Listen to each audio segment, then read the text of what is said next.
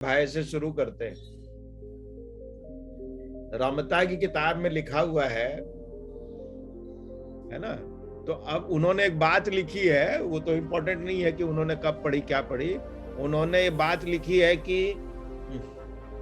मैंने ये पढ़ा, कितनी बड़ी ज्ञान की बात है कि फियर इज नॉट नोइंग।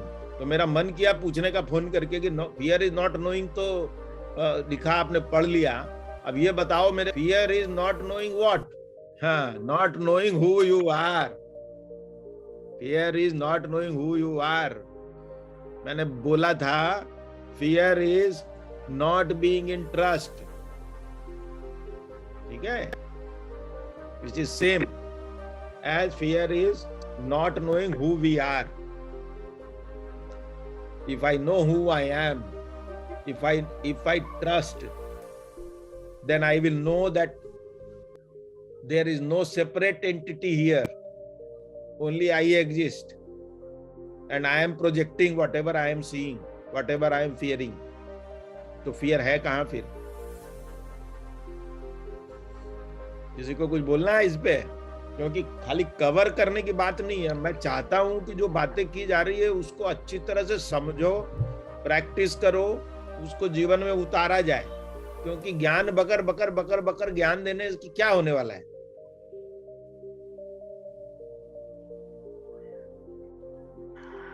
ना। तो फियर का जेनेसिस समझ में आ रहा है। गीता बोलती है कि आपको इंद्रिय जनित जो भी व्यवहार है वो जब आपको ज्ञान हो जाएगा तो छोड़ने की जरूरत नहीं पड़ेगी।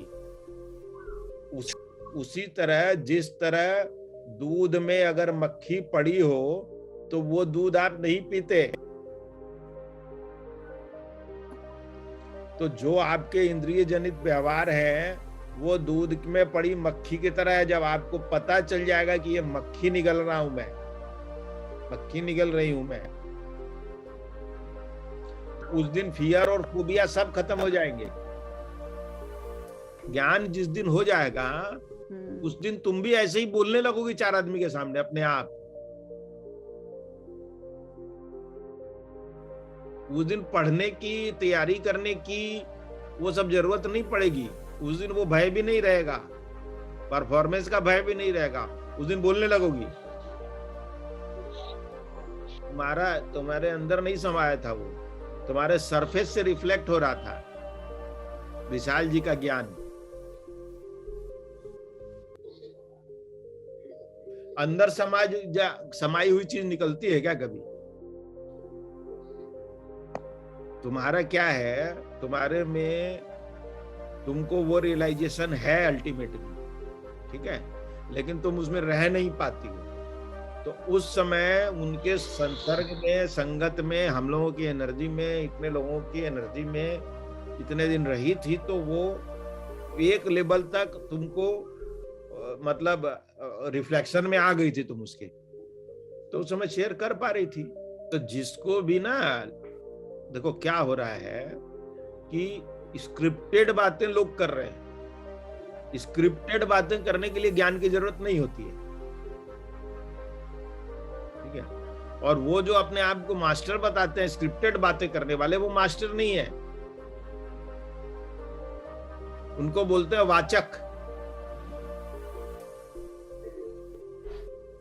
वाचक हैं, वो कथा पढ़ रहे हैं याद करके, या जो है लिखा हुआ पढ़ के वाचक है वो मास्टर नहीं है। हाँ, उसी को ज्ञान बोलते हैं, नोइंग को ही ज्ञान बोलते हैं। जो खुद महसूस कर लिया वही ज्ञान है।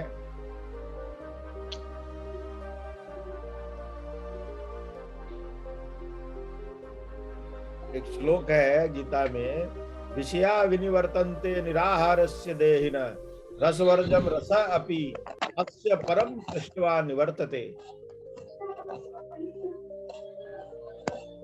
तो बोलते हैं कि विषयों का यदि आप सेवन न करो तो विषय जो है वो निपट जाते हैं, आपकी जिंदगी से चले जाते हैं, लेकिन उस विषय की कसक रह जाती है, याद रह जाती है, उसका रस रह जाता है, लेकिन रसवर्जंग रसो अप्यस्य परं दृष्टवा निवर्तते। जब आपको परम का दर्शन हो जाता है तो वो कसक भी चली जाती है। उसी तरह से सारा अज्ञान, सारी हिचक, सब कुछ चली जाती है। जिस दिन दर्शन हो गया आपको, जिस दिन आपने देख लिया, उस दिन विषय भी चले जाते हैं। और मैंने कहा कि सारी इच्छाएं और सारे बंधन सब कनेक्टेड हैं। इच्छाएं जो है वो विकारों के वजह से उपजती है, और विकार इच्छाओं के वजह से उपजते हैं। ये को कंडीशनल है दोनों। एक जाएगा तो दूसरा अपने आप चला जाएगा। विकार जाएंगे तो इच्छाएं चली जाएंगी, इच्छाएं जाएंगी तो विकार चले जाएंगे।